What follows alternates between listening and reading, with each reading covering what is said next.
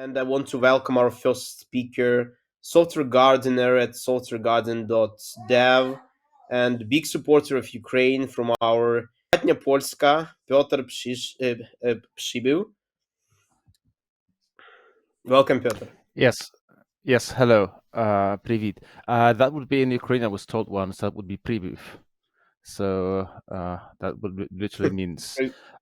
yes. We'll be sailing Java, and maybe just a quick explanation. I'm not going to touch any deep stuff today because fun fact, we have only like 50 minutes, right? So it's unfortunately not enough. I mean, I've been there. I was trying to do a deep dive, and fun fact, even 2 hours isn't enough to dive deeply into Java, and we are not going to touch much of AI stuff. What we're gonna do is like see how the language works, how the platform evolves, and well, I still think that might be quite beneficial long term for the AI in general. And I guess we'll get to that at the very end of the presentation. So here we go.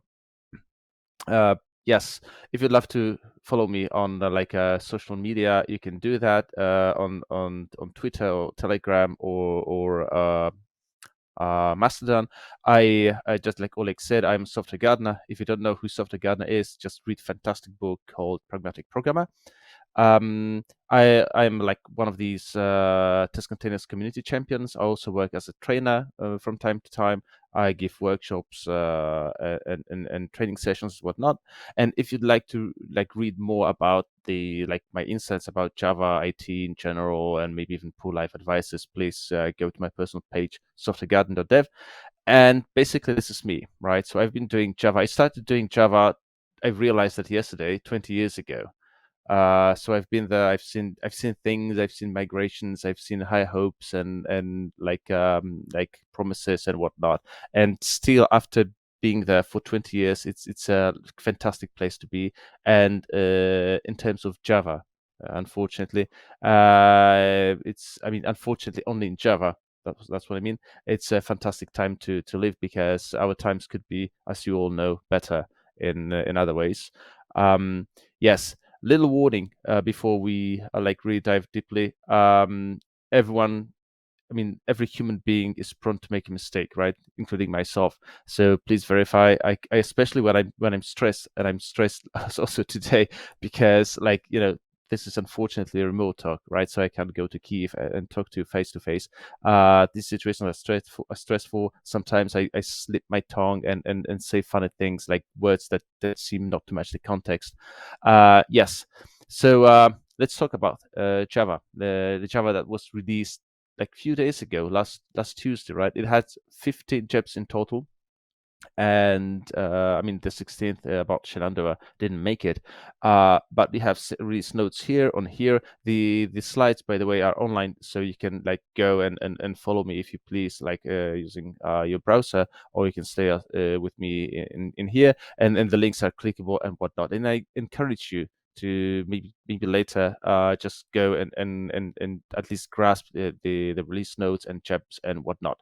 And these are the jobs that we have. So as you can see, unlike Java, like two previous releases, Java 19 and 20, we have stuff that's not only preview or in incubation. So you have sequence collections and, of course, string templates as preview. We have generational ZGC. We have record patterns, record pattern matching for Switch.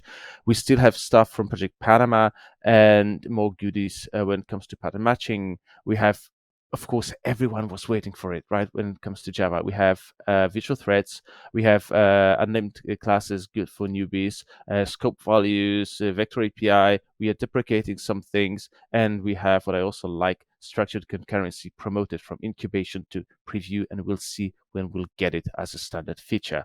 So that would be all. Thank you very much. Enjoy coffee. Of course, I'm kidding. So before we dive into all of these, features and whatnot, there's this question, and I'm maybe you can let us know in the chat what version of Java are you using. But there's always this question: shall I be using just LTS version or serve the wave, right? Just use the latest version every 6 months, basically bump my dependencies in like Docker files or whatnot? And my answer to this is I think so. Because what's LTS? LTS is a business term, right? S stands for support. So if you pay someone for support and they say, okay, we're gonna only to support this given few versions like every 2 years or something, then of course maybe it makes sense, like if you work in industry that requires this. But in cases where you don't pay anyone for the support anyway, I mean, what's the big deal? I mean, the LTS has like virtually little to no value for you, right? So maybe it's better to serve the wave and in March upgrade to Java 22 or maybe like in April and so on. Unless you have a really good excuse not to do so, like key dependencies for your system, for your application, basically are not working with latest Java version because of something, then maybe you have to stick with like the version you're using. But it has to be, I would say, really like good reason not to do that, because they are like good default reasons to follow this wave, to serve the newest Java, because LTS is not like superior and non-LTS is not like Monkeysoft or Bananasoft. These are just tested versions, right? They are stable and whatnot. They're just different in terms of business or promises that you get when you pay someone money for the support, and that's it pretty much. So what we have, in short, we have new language syntax as a standard preview features. We have changes to concurrency. We have now better abilities to process data, especially in records. I think I'm gonna like do this processing data even more surface than I usually do, because I've seen that Simon Ritter is going to have a great talk of his about pattern matching and whatnot. So I would say it doesn't make much sense to repeat myself or repeat this topic twice for you. In case you're watching this later on YouTube, you can also look on the YouTube channel for Simon's talk, and of course don't forget to hit the subscribe button.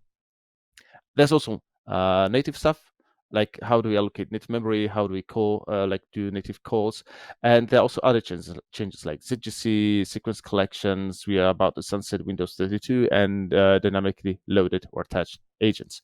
So some of the things I'm going to cover today are so-called preview features. What the preview feature is it's something that's like tested. OpenJDK folks thinks it's like should be released to public and whatnot. It's just somehow they like reserve. I mean, there's this little mark there, that I mean, it's still like the API may change, or like we may add some things, we can rearrange things mildly and whatnot. So maybe it's not the best idea to use it for production if you don't control the production. Else than that, you're more than welcome, especially if you maintain something long term, to already try with something is like a preview feature if your stuff is going to work with preview features or benefit from preview features. This is JEP 12, sorry. And it boils down to this flag -- enable -- preview, right? And how to use this flag, I was explaining that at Devoxx Belgium, so you're more than welcome to watch this part of the video. I mean, how this translates to class files and whatnot. Basically, I mean, if you're interested into like following this, checking the code, you might need to use this enable -- preview flag. Okay, so let's start with the first big chapter, if not the biggest one, in Java 21, which is changes to concurrency. So the issues that we've been observing for quite some time, right? So when our systems in general try to do something in like parallel, then we first, like years ago, we used to fork new process, and then when we had this new process, we had several issues. First, it was difficult to or it was like costly to create this new process. Then inter-process communication is not that easy, because usually operating systems isolate the memory and whatnot. But threads were meant to be like a lightweight processes, right? So it's cheaper to start, easier to start, faster to start, and also easier to operate, because we could basically access the same memory without our process or within our program, right? And then we still reached this war that they were too slow or too costly to create once we started to receive like tens of requests per second or something like this, right? And they also come in limited number. Therefore, we had to abandon this very nice, I mean, logically nice model, which is thread per request. And reactive came, and other ways of handling this came. And speaking of reactive, it's not easy to debug and troubleshoot. I mean, raise your hand if you really can debug and troubleshoot reactive stack without using IDE. I mean, it's not easy. It's not trivial. When things are going smoothly, it's fine. But once something goes belly up, it's not so easy. And we've all been there, right? We know this. And what's also like kind of issue, especially in Java stack, is that we sort of lack of this async await idiom that our friends using JavaScript have, right? So we don't have this concurrency idiom or like pattern, if you will. So here they come, right? Virtual threads, part of the project room. And many people are asking themselves this question: is this the biggest change in Java since introduction of Lambda in Java 8, right? And many people say, yes, this is the biggest change for sure. And some people say, nonsense, this is even bigger change. And I leave this question to you. You should answer it by yourself, especially after you try using virtual threads in the project of yours, right? That should help you then. And so what these really are. These are standard feature in Java 21, so they're not incubating, they're not preview, and of course they haven't been done just over like a year or something. They came by different names, there were different approaches, and it took several years to create this new good thing, right? So it's definitely not new and not like out of nowhere. What we also have from Project Loom is structured concurrency. So now it's in preview after being incubated twice. And we also have scope values, again, as a preview feature. And we're going to cover them briefly. So the cornerstone of Project Loom and everything we get from Project Loom are, of course, virtual threads. And the whole idea is not to reinvent the wheel, but to keep the threads concept, because there are many reasons. I would say there are two big reasons. First, our minds are used to think in terms of threads. If you're a Java developer and, for example, you've learned at university, chances are you already know like the monitor model, you know, the synchronization, you know, the logs, you know, all the stuff around this, right? And the second reason is that a lot of our frameworks, if not all of them, oh no, maybe not all of them, like a lot of them are already using the concept of or executor service, right? For like doing stuff concurrently. So if you have something new that walks like a duck and quacks like a duck, then it's easier to port forward the stuff we already have, right, or built over the years. They're cheap to start, right? They're much faster to start than regular platform threads or OS threads, but nevertheless, they're carried by the platform or operating system threads under the hood. So basically, we may think of them that they are like continuations managed by a scheduler, right? And basically, whenever you need computational power, then your virtual thread is mounted on a platform thread, and whenever you are about to wait for IO, like file operations, network operations, and stuff, then your virtual thread is going to be unmounted from the platform thread. So in a way, they work like taxis, right? So when you need to get somewhere from point A to point B, you call for taxi or Uber. They show up, they take you from point A to point B, and you pay for this. And when you have to wait for something, like for example, when you wait for your dinner to be served, right, and then you have to consume it and have like a nice chat with your friends, then you don't pay for the taxi, right? So this is basically the idea behind it. And yes, so this is the great thing about virtual threads. When they don't need computational power, right? They don't need CPU core to be like running and running. Basically, they can unmount the carrier thread, and then like carrier thread can carry other virtual thread, right? Just like a taxi. Once you get out from the taxi, right, the driver can take another person and drive them from point C to D or whatever they please. And they're always daemons, and they always have normal priority. That cannot be changed, at least as of Java 21. And there's one thing I need you to remember, that there is no magic switch to turn like every thread your application or your process or your Java program is using into virtual thread, right? And there are reasons for this. I think one of the key reasons is that virtual threads are good when you have like a lot of IO, but maybe not necessarily you're going to get better performance if you have like a lot of CPU operations, okay? And that's why there is no like -X flag or -d flag switch. Of course, there are flags like, for example, in Spring Boot, where you can tell the framework, hey, use virtual threads instead of regular threads wherever you think it makes sense. But there's no such thing at the Java level, like Java platform or whatnot. So when you want to change your stuff to be using virtual threads, you have to go to the change and change your source code, right? You need to alter some lines, and this is how it works. So how do you start a virtual thread? First, we have this very nice builder API now. So you can create virtual or platform threads using this API. You add Lambda, you can set name, priority for regular threads and whatnot, and then you can basically call start, right? And this is how your virtual thread can be started. And if you have it like for something really quick and easy, you can just start it instantly when you create it. If you need executor service, this is how you do that. You go for like new virtual thread per task. See, this is like important thread per task. And if you need factory, this is how you do that. And maybe you have time for a demo or two. So what's so good about virtual threads, see, is I have this super oversimplified demo, and what I'm trying to do here is, in a loop, I'm trying to create 1 million threads, right?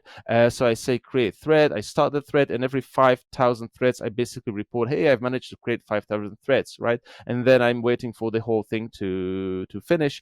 And yes, if I was doing this using regular threads, this more or less stops after 30 something thousands of threads on my PC grade machine, right? However, and I've run it before, let's see if that works. Yes, I see with virtual threads, I'm easily able to create 1 million virtual threads. Right, so if you have like million of incoming requests, let's say within 30 seconds, then you can we can switch back to this thread per request model, right? It's so nice. So whenever you have to, like, a lot of waiting at the restaurant and you have just limited number of taxis, things, CPU cores, maybe virtual threads are the way for you to go, right?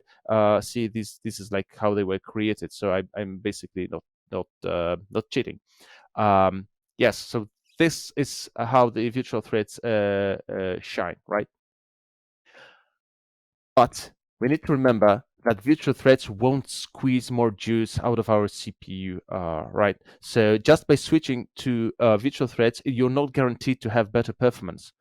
So virtual threads are very good if you have a lot of I/O, calling third-party services, or even your microservices, calling databases, calling or message queues, a lot of file operations, or I/O like printing to console. Yes, virtual threads are going to be useful there, because then you're not going to waste CPU cycles. However, if your application is already looking for these perfect numbers, right, and that's a CPU task only, then switching to virtual threads, I guess it's not going to give you a lot of performance boost, if any. So please be mindful about this, and that's why I think there's no global flag like switching everything to virtual threads or not, because it depends on your usage scenario. Okay, and there are also things that you shouldn't be doing with virtual threads. Okay, so everyone says, yeah, I mean, we've seen on Twitter, Mastodon, Blue Sky, and everyone with friends like, yeah, virtual threads and Java 21 and Project Loom, but sometimes they don't tell you what not to do with virtual threads, right? So there's a couple of things you shouldn't be doing with virtual threads, and you shouldn't be reusing them. Do you remember this name of this executor? It had new thread per task. So whenever you have a new task, because these threads are so cheap to start, they just occupy like initially 300-400 bytes on heap. They're easy to start, right? And this is how you use them. You just start a new one, you don't reuse them. Okay, we don't have like a pool with circulating threads or anything like this. Yes, so we also don't pool them. Meaning if you need to handle back pressure, for example, somehow, you need to go for other goodies from Java concurrency package. Most probably, you should not pull virtual threads, right? This is not how they are meant to be used. And one last thing you shouldn't be doing with them is you shouldn't be pinning them. So in real life, it would be like you go to the restaurant in taxi, and instead of paying the driver and saying, okay, I'll call you back when I need you to drive me back home, or I just yeah, and I don't know, I will pull up my smartphone and call for Uber, and like a car, just any car will show up. You may tell the driver, stay here, keep the engine running, and I will pay for this. Okay, and this is called pinning. And if you do that for more than 20 milliseconds, I mean, if you do that in general, it may downgrade your performance. I mean, it will most certainly will. But if you do that for longer than 20 milliseconds, it's called pinning, right? So how do you do that in Java? Basically, you call IO operation or native operation, like native method call, inside synchronized method or a block, right? And how to detect, like, let's say you want to check if your system, after you switch to like these new executors or threads, virtual threads, is not pinning virtual threads. You can go like this. You can enable this flag, trace pin threads, and if you set it to full, it will print you the stack traces, the full stack traces, telling you, hey, this is where you are pinning your virtual threads. Or you can listen for Java Flight Recorder events, right? That virtual thread got pinned. Because you don't want that, right? So then again, instead of using synchronized block, probably you're going to go for like reentrant block or something, right? And for example, how I mean, I have like a little experiment. I guess we're not going to run today because time pressure. I'm sorry. But how can you do that, or how can you check that in general? So you can pack your stuff. So I have this Gritty microservice, right, which is using HTTP client, and normally this client just calls this Nginx server or any other server for that matter. And if I set this up locally, or when it's running in my CI, most probably I'm not going to get this 20 millisecond gap or delay, right? So I'm not going to see any pin threads, and it's really like not a good idea to find performance issues on production when you can detect them earlier, right? So the idea is to pack this thing into a test container, this thing into test container, and this thing is also running in test container. It's Toxic Proxy. Basically, Toxic Proxy is a very good piece of technology that allows you, in, I mean, oversimplified. What I'm going to say is going to be oversimplified. It allows you to programmatically create really non-performing networks. So here I say I just more or less have a second to every request, and then if I'm doing this I/O using virtual threads from within synchronized method, I'm going to be presented this stack trace or Java Flight recorder event, and then I know I'm not using virtual threads the optimal way. And if you're curious about more, please go there to my blog, softwaregarden.dev, and here's the link for you. It says like there's the whole experiment, like detailed step by step. You're more than welcome to follow this, to make sure that you're not pinning virtual threads in the system you already have. Another thing that's based on structured concurrency, virtual threads, is structured concurrency. So it's about having these better idioms for multi-threaded code, and it's about helping us to eliminate thread leaks and cancellation delays. And it's for now, it's not replacing interruption with cancellation. And how does it look, more or less, right? So this code may look familiar to you. I mean, the structure of this code, because this is how we can use, for example, executors with futures, right? It's just now, instead of executor, we are we're having here some structured task scope, and in this very case, it's going to be shut down on failure. So let's imagine, like, let's do this quick thought experiment. We have like a big scoreboard, right? And we need, on this scoreboard, we need to put like the names of the participants and the current score. For example, Joe 100 points, Mary 150, and so on. And you have two microservices. One will give you names and user IDs, and the other will give you user IDs and score. So you have to fetch data from here, fetch data from there, and then merge it to present it, right? And so this is how you divide your task into smaller subtasks that are going to happen in the same time or concurrently, right? Because there is no reason for you to, or for us to just do this and wait for the result, and only when we have this result do the other call and then wait. Okay, we can do them both at the same time and then combine the result. That's the whole idea here. So we fork we have this scope, and using this scope, we have two forks we call name service and scroll service, and they give us like two subtasks, and then we join for all these tasks to complete successfully. If at least one of them fails, we're going to throw an exception, right? But if both of them are okay, then I mean, this code or this piece is happening concurrently, and here we switch back to synchronous way of thinking, and then we have results from one subtask and the other subtask, and we can combine the results, right?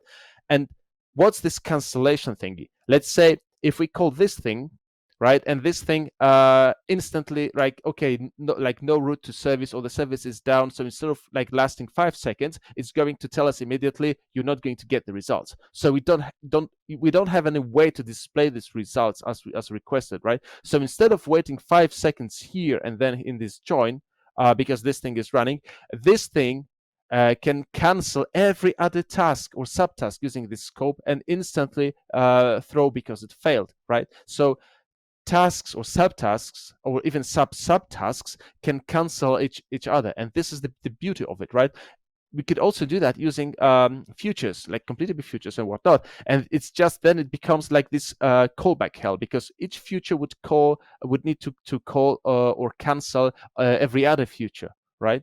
And that would be tedious, real like spaghetti code. We don't want such code. This code is really like small, nice, easily to understand. That if you have shutdown on failure, so if at least one of them fails, the whole thing, the whole scope is going to shut down. Right? So this is like this async await that we might have in Java as a standard feature soon.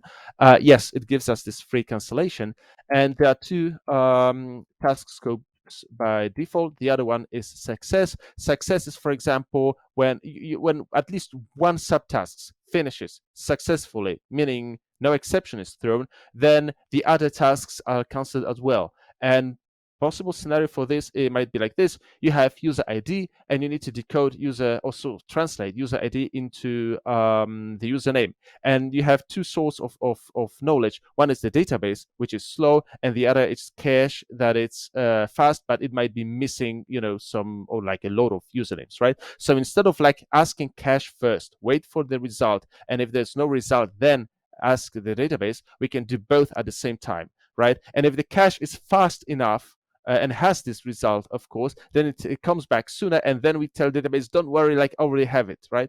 But if the cache is, we have a cache miss, we don't need to wait for to realize this to start database call. We can make that call, or we can make both calls or start both calls at the same time, right? And then we have cache miss, but we saved some time because we are already asking database. That's the beauty of shutdown of success. And of course, we can write our own task scopes if necessary. If you forget to join or join until, which is mandatory, because this is like the point where every subtask has to like sort of like finish, then you'll be facing an exception. So don't worry, Java will tell you about this. Yes, last thing from Project Loom is scope values. If you have thread locals, right, they are very nice, only they have two issues. They're immutable, and you have a copy for every thread, right? So if you have this million of virtual threads and you just need something that's readable and accessible by every virtual thread, maybe we need something new, and this new thing, this new kid in the block, is scoped value. So it's one-way immutable thread local with bounded lifetime, which is visible in scope, like it's really visible in code, like in try with resources. Therefore, our reasoning is simplified, and it also improves performance because we don't have to make a million of copies, and also it's a read-only thing. So if you really don't need to change anything, it's read-only things, just like records, are usually better. However, thread local doesn't change because it's still needed in some scenarios, right? And this is how the thing may look like. So we initialize here scope value for security access level. right? We create a new value, and let's say we get like HTTP request, and based of the, I don't know, like a JWT or some other access tokens, we say what's the clearance level. I mean, what the person in the system can do, right? And then we get like the actual level, because scope values sort of are similar to optional, and I recommend you to go for like or else, so you're not facing null, or like that the value wasn't scope value wasn't set. And if the level permits, you do something and you do some other stuff. Else, you, for example, you show like insufficient level or something error. And the beautiful part is that you can nest them, right? So for example, if you have, let's say this is like calling third-party surveys, this is accessing like a message broker, right? And here you need like the access level of the actual human being that made that call, right? But when you're just logging something, and we all remember a log4 shell, wing wing, then you don't need to have the same access level, right? So we can say just no access level. The only thing you can do is to just call the log service, right? Because let's say calling logging doesn't require you any privileges. And this also works nicely with structured concurrency, the thing I just shown you before with virtual threads, right? So we can just have one thing, and all these virtual threads, because subtasks are run or using virtual threads under the hood, won't be needing to have their own copies. Therefore, and yeah, you see, there's also this beauty with the scoping. Sorry, I almost forgot. This is like the inner door, right? Or like the onion. Ogres have layers, and the onions have layers. So this is the inner layer of our onion, right? But once you peel off this layer, we jump back to this scope, and in this scope we have this level from request again. And after we finish this thing, this security clearance level scope value is unassigned or not set again. So this is like why I said it simplifies reasoning, because this value level from request is set in this scope value from here to here, right? And then it's cleared automatically after, pretty much like with try with resources. And unlike thread locals, which we had to clean every time, right? So sometimes you were seeing, for example, bank statements of some other person because the engineers forgot to clear thread local, or there was like exception thrown. And in this weird, like quite rare but still possible to reach scenario, someone forgotten to clear the thread local. And it's not going to be the case with scope value, because it's like automatically cleared, right? So much easier to comprehend, to reason about. Yes, they work nicely with structured concurrency. If you need to have a result, right, because a runnable is void, if you need to have like a result from your call, then you go for a call with callable. And these words, as you've just seen, can be nested. I have a code for all of these things, right? So you're more than welcome to go to GitHub, clone this repository, play on your own. It's just we don't have time. That's why I'm like rushing and talking fast. And I hope on YouTube you can go for like, I don't know, 75% of the speed or something. Sorry. Yes, processing data, another great thing in Java. So record is now a standard data carrier in Java, at least since Java 16, if I'm not mistaken.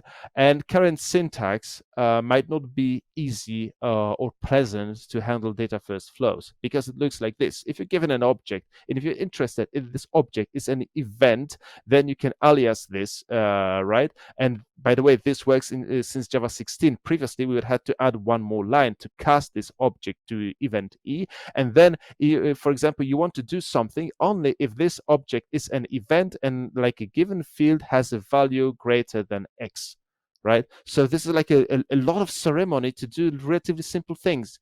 Only if it's an event that happens in the future. For example, I want to print like the date or like the join the event button. Else, I don't want to do that. A lot of code, right? A lot of ceremony, and you're missing like what's the actual business case, right? What's the actual value, the purpose of this code?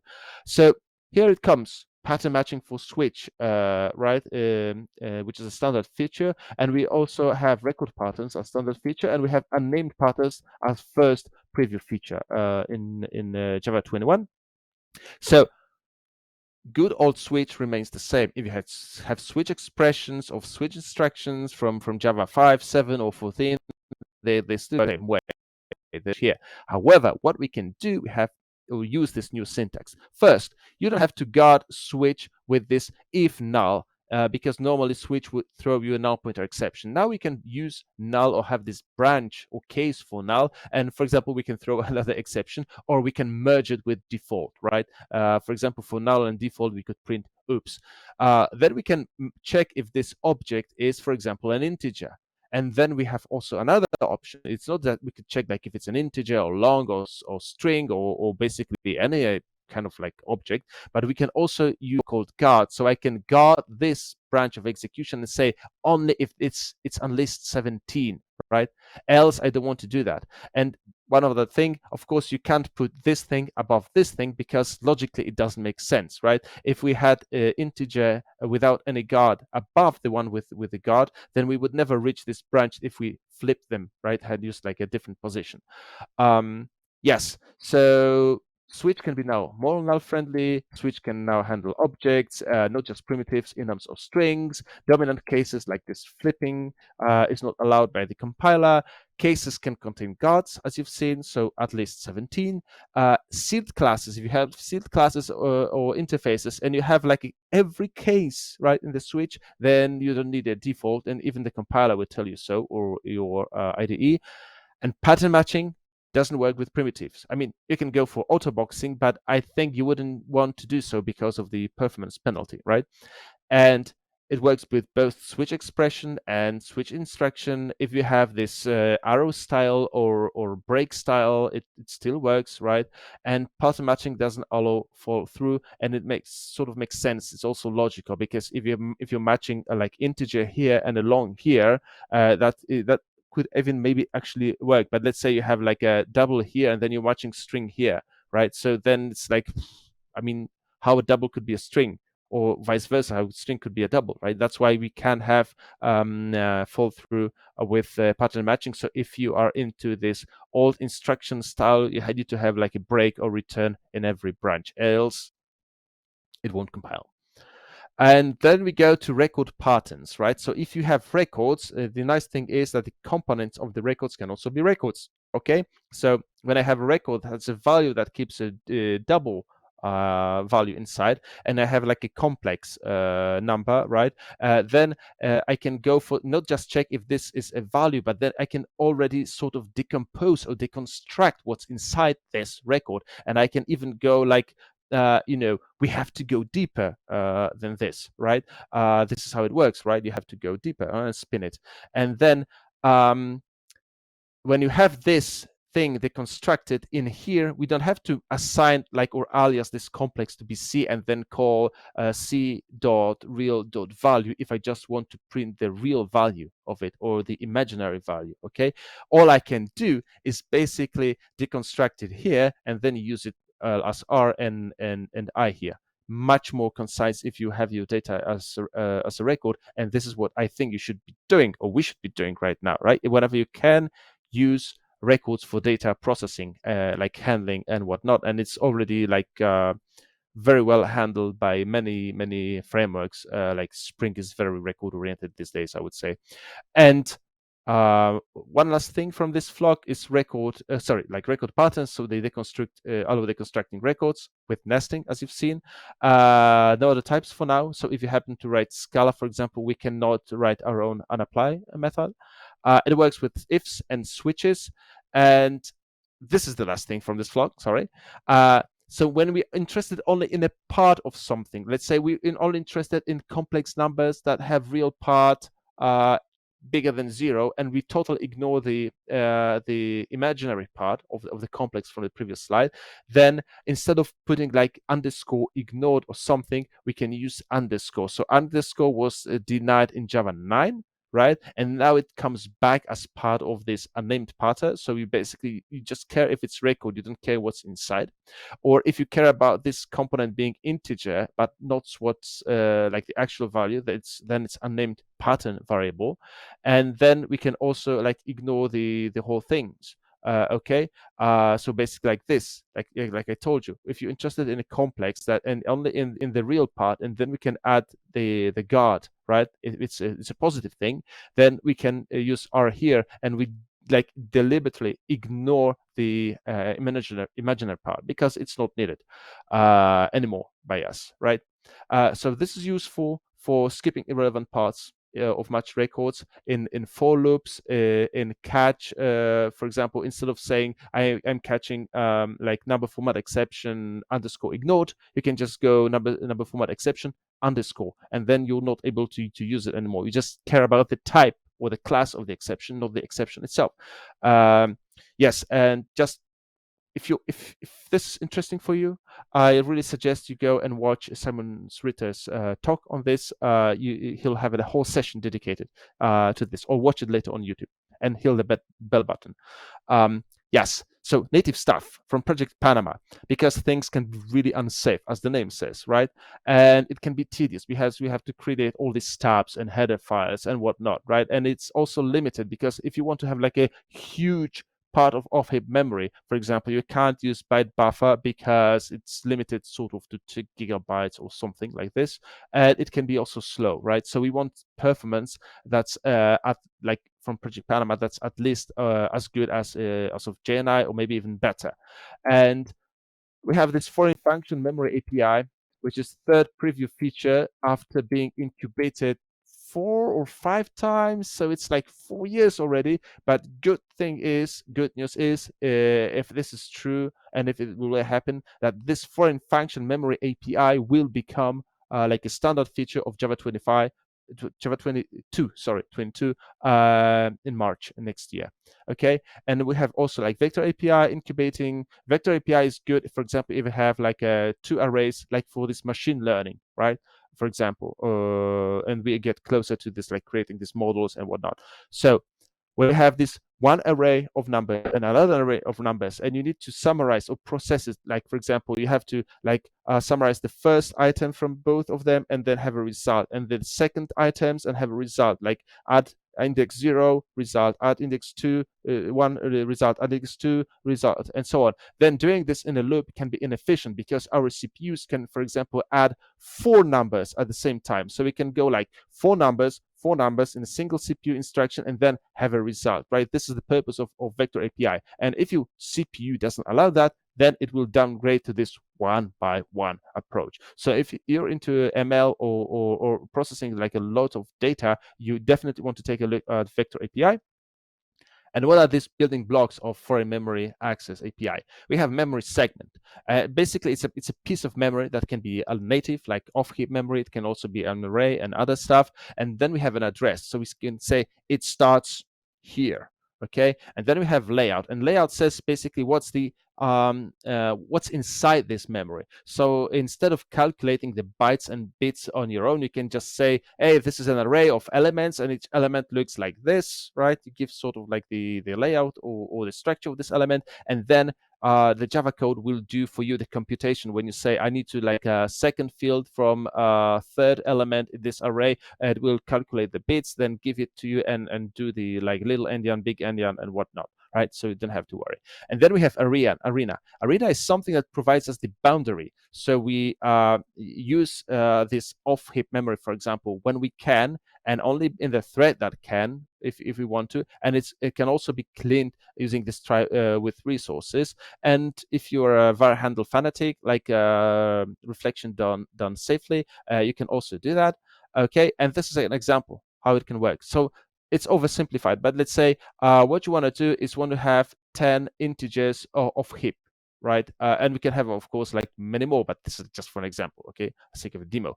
Only 10, so the magic number appears only here, and then I'm opening an arena that's confined. Confined means that only the thread that created this arena can play inside this arena, okay? And then I say I want to allocate native memory using this layout here, so this 10 Java ints, right, within the scope of this arena. And then see, this is like the range now, the range safety. I just go up to the elements I have, okay? So I don't like play with somebody else's memory or memory that wasn't assigned to me, I don't know, like it's assigned to another process or whatnot, I don't know, then you can basically set something at this index or get from that index, and and that's it. And then after we reach this try with resources, we can either close on our own when we are done with using this arena, or if you need something for from here to there, you can go with this try with resources and it will close the arena for you. If it's confined arena, because there are 4 kinds of arenas now. There's a global one, there's a auto one that will be closed automatically for you. There's a shared one, so every thread can play with it, and there's confined, and you can also of course implement your own. And there's foreign linker API as well, because okay, we have now ability to play with native memory on our own, but the question is what we're going to do with this native memory, right? So most probably we want to have call some native stuff to basically play with this memory here and there, right? So to read something from this memory, process it, and put something back. And for this, we need to call native C stuff using this foreign linker API, which right now supports C in these architectures, but maybe in the future it would support more.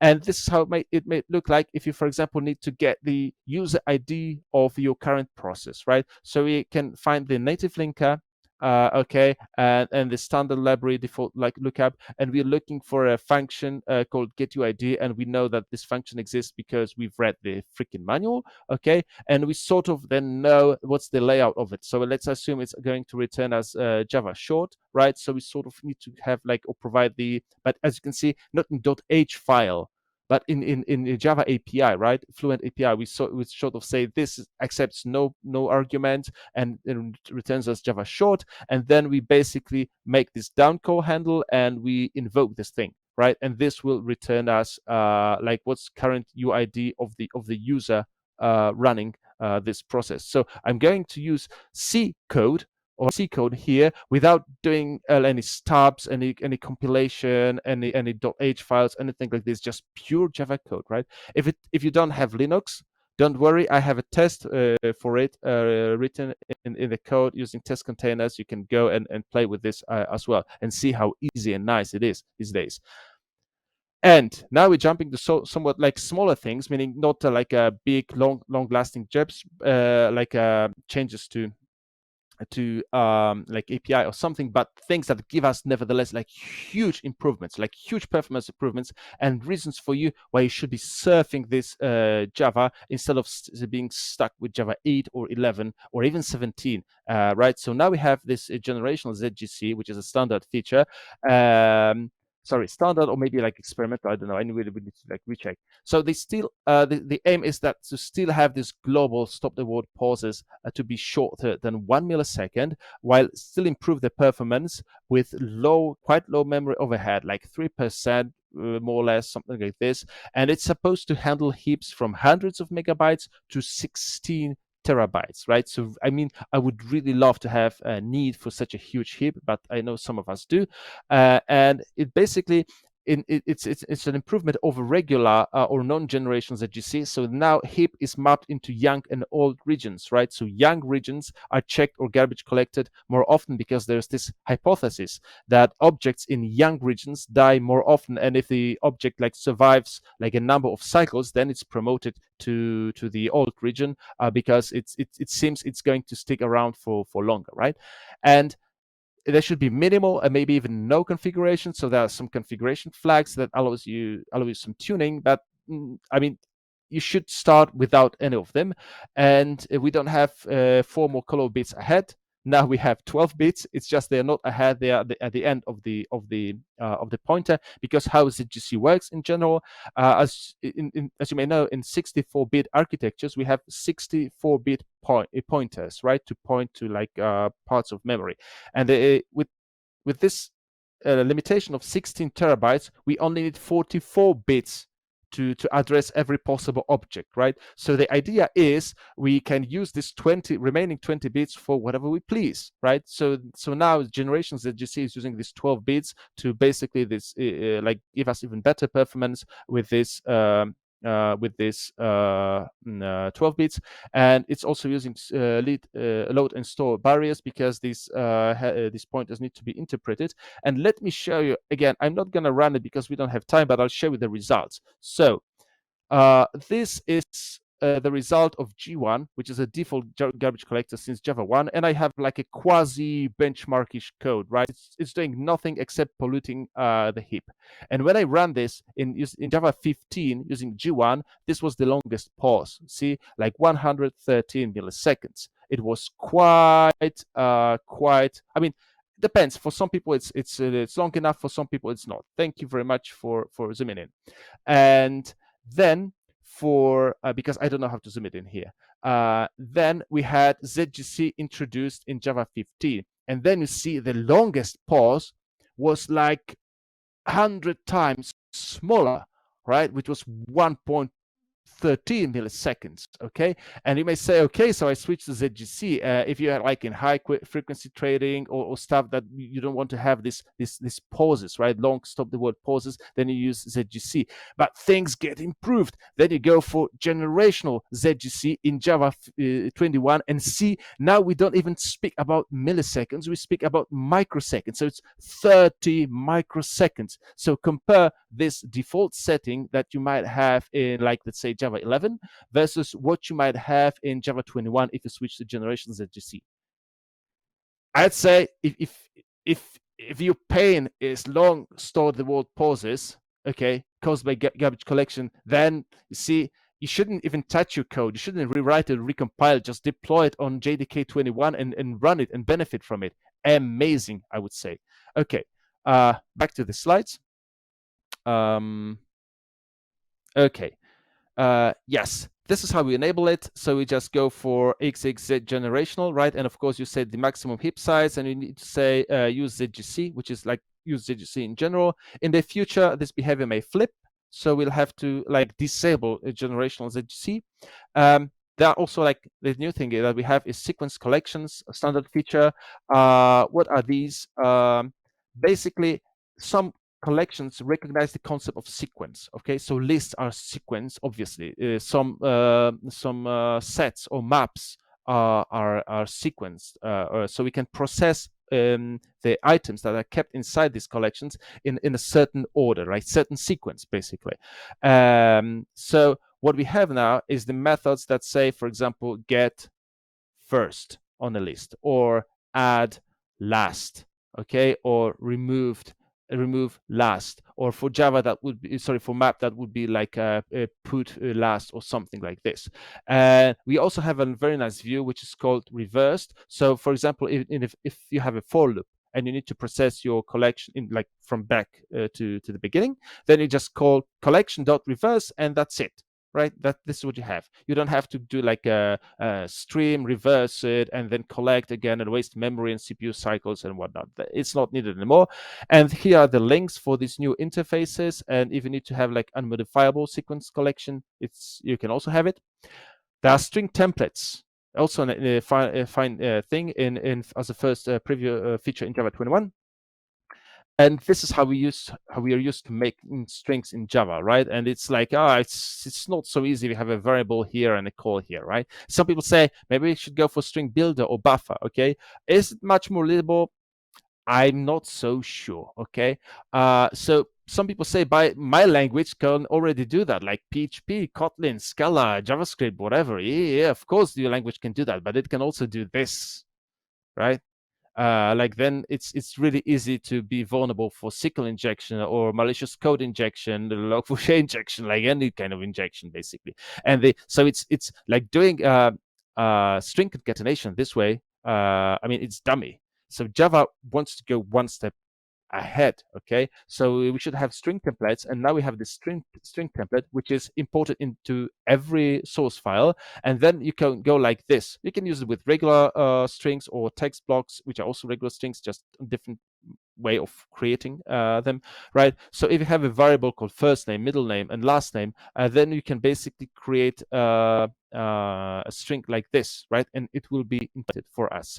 And we have different processors. So this is the default one, always imported. There's the raw one that you can have to interpolate on your own. There's FMT, when you can use formatting pretty much like printf or formatter, and you can create your own formatter if you will. And for example, we can create your own SQL formatter, or maybe JDBC vendors will create these SQL formatters, and then for example they will make sure of that the escaping is happening and there's no SQL injection like in the queries created like this, right? But you can already use STR, for example, to create JSON files. Maybe let me check. Maybe really quick. I know we have like really short of time, but string templates, just to give you a glimpse how nice the code may look now. Okay, so this is the code that we've just seen. Okay, yeah, of course we can go deeper, like put like stuff inside, but this is how we can create now JSONs. Okay, and this looks really like, it looks so much nicer, right? For creating like in test or something. Maybe not like production, but for tests or like a scripts, like single use scripts, this would be very useful way. And speaking of scripts, we have also something very nice as this first preview feature. So we all used to this, right, as Java developers, because we're Java developers. But if you're not Java developer yet, then you need to understand, what is this doing here, what's this doing here, what's public, what's static, what's all this, and my gosh, what's this string brackets? What is this? What's this ceremony? And then the teacher tells you, just relax. You'll understand this in like a week or a month. For now, just follow me and basically focus on this. Ignore everything else. It's just like a ceremony. Okay. So the idea is we skip the ceremony, right? So with this new JEP enabled, we basically can go like this, and that's all that's needed. Also, like if you do like this Java files that are going to be interpreted like a script or something. So arguments can be omitted, main to be public or static, and there's still a precedence. So you have two main methods, one with square like string arguments and one without. The one with will be selected when you start your program as an entry point, not the one without, right? This is how it works. And it also works with interpreter like this. We go for, instead of going Java C and then Java blah, blah, blah, dot class file or jar, you can basically directly call Java file. This is the interpreter, and it works like this. Some other things. There are more changes to garbage collectors in Java 21. Like I recommend you to go to this, not mine, but very fine. I mean, I totally recommend this a blog post about changes to garbage collectors. There's a number of issues fixed in Java 21. That's the reason why you should be going to latest Java releases. See, so these are all the issues that were fixed. There are like 5 pages of them, if not more. So this is the reason why you should be like surfing the wave of Java. Okay. Now we have new key encapsulation mechanism. So basically, if you have symmetric keys, you can keep them using asymmetric keys. Some stuff got deprecated. So Windows 32 is already deprecated and will be removed like when Windows 10 stops supporting or is not supported anymore. We also prepare to disallow dynamically loading agents for example, security reasons. So you have your Java process and nobody can attach like an agent if you don't permit it. Some stuff got removed. So now suspend, resume, and stop methods. I mean, it was ridiculous to call them like in the past as well. Now they will throw unsupported operation exception, right? And you cannot now create like bytecode for Java 7 using Java 21. And yes, we're reaching the end. We'll see. We have some time for questions, but now there's this question from me to you. Okay, always tell the speakers and the organizers how it works. Okay, so please go for this short survey. It's anonymous unless you introduce yourself. I mean, to tell you who you are, and please tell me how you like this presentation. Whether it was okay, whether it wasn't okay, what was missing, what you'd like to see more, and whatnot. And this is me. You can follow me in social media, like in Twitter, Mastodon. I am also on like Blue Sky, LinkedIn, and other places as well. A little product placement. I know it's been very short, okay, but I mean, we have this limitation. So if you'd like to have like a workshop, your organization would love to have a workshop or a training or like a talk or something like this, I can do this. I mean, this is how I make money, and also like you know like sustain my family and whatnot. So if you love to have like something deeper, like how to migrate to Java, like higher versions and whatnot, I'm placing myself, my skills and expertise as a product here. Thank you very much. And the slides and therefore the code and everything is available from you here. Back to the studio. Do we have time for some questions? And do we have questions? I don't know. Oleg? Okay, Yeah, yeah. yeah. I Piotr. No, thank you very much for your talk. I mean, it's never enough time for it to go through so many like features of Java and to show everyone everything.